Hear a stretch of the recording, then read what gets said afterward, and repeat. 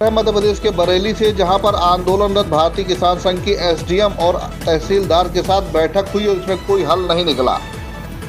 अगर हम इसकी जड़ पे जाएं तो बता दें कि 3 दिन से मूंगखरीदी और किसानों की विभिन्न मांगों को लेकर के तहसीलदार कार्यालय के सामने NH 12 में किसानों ने धरना दे रखा है और इनसे मिलने अनुविभागीय अधिकारी यानी एसडीएम और तहसीलदार धरना स्थल पर पहुंचे।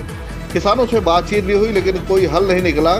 किसानों ने अनुविभागीय अधिकारी से खुलकर की बात की, लेकिन अधिकारी ने कहा कि उन्हें शासन की तरफ से कोई निर्देश प्राप्त नहीं हुआ है, लेकिन पोर्टल शीघ्र खुल जाएगा जिससे खरीदी प्रारंभ हो जाएगी और जिनकी खरीदी हो चुकी है उनका भुगतान तत्काल उनके खाते में डाल दिया जाएगा। ये बात एसडीएम ने कही। उसके साथ ही साथ अन्य समस्याओं के बारे में भी अनुविभागीय अधिकारी ने कहा कि कल विद्युत विभाग के उप प्रबंधक को बुलाकर बिजली से संबंधित समस्याओं का भी हल निकाल लिया जाएगा। उधर भारतीय किसान संघ के सदस्यों ने सरकारी समितियों द्वारा किसानों से जमा कराई गई राशि के बारे में उनके खाते का स्टेटमेंट किसानों को तत्काल उपलब्ध कराए जाने की बात कही है और कहा है कि किसान का ऋण था, उस पर कितना ब्याज लगा और कितनी राशि जमा हुई और वर्तमान में किसान के खाते की क्या स्थिति है। इस पर अनुविभागीय अधिकारी ने उत्तर दिया कि सरकारी समितियों द्वारा जिन किसानों का ऋण वसूला गया है उनका तत्काल खाते में स्टेटमेंट किसानों को दिलवाया जाएगा। मूंगखरीदी के बारे में भी शासन प्रशासन द्वारा कोई निर्णय न लिए जाने के कारण भारतीय किसान संघ ने अपना आंदोलन यथावत फिलहाल अनिश्चित काल के लिए जारी रखने का निर्णय लिया है। सेंटरों को मिला के अभी भी कुछ किसान सेंटरों से यहाँ आए थे आज, उनका ये कहना था कि अभी मतलब 377 किसानों का जिसके केंद्र पे खरीदी हुई है उनमें से मात्र अभी वैलिड उनको 8 किसानों को आज पोर्टल बता रहा है, यानी भुगतान पत्रक सिर्फ 8 किसानों को दिए जाएंगे अगर वो आज वैलिड मानेंगे तो। बाकी किसानों को अभी तक भुगतान पत्रक भी नहीं मिल पाया। अगला कदम क्या होगा? अब इसके लिए हम बैठे हैं, चिंता कर रहे हैं सरकार कब तक इसका निराकरण करना चाहती है, नहीं तो चलेगा अनिश्चितकालीन धरने का हमने ज्ञापन पहले ही दे चुके हैं एसडीएम महोदय को। प्रादेशिक स्तर पे है ये, अब स्वरूप बदलेगा, अगर सुनवाई नहीं होगी तो उसका स्वरूप बदल सकता है, समय ही सुनिश्चित करेगा ये तो कोई अधिकारी आए क्या? कल माननीय अनुविभागीय अधिकारी महोदय और तहसीलदार महोदय यहीं पर धरना स्थल पर आए थे।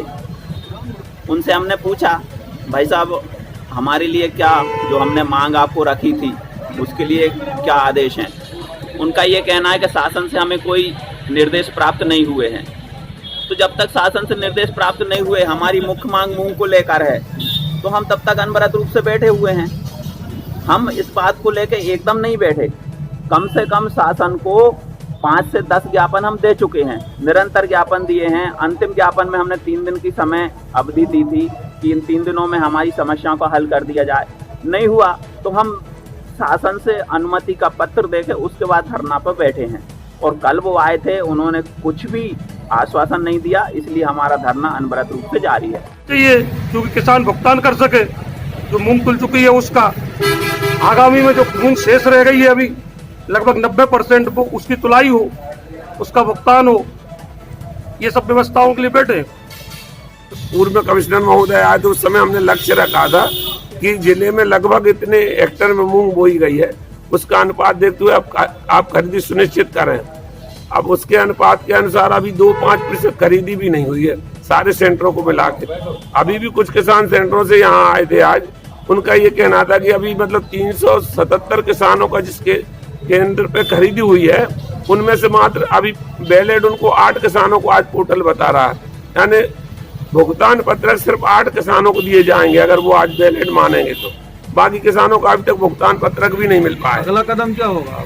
अब इसके लिए हम बैठे हैं, चिंता कर रहे हैं सरकार कब तक इसका निराकरण करना चाहती है, नहीं तो चलेगा अनिश्चितकालीन धरने का हमने ज्ञापन पहले ही दे चुके हैं एसडीएम महोदय को। क्या प्रादेशिक स्तर पे है ये?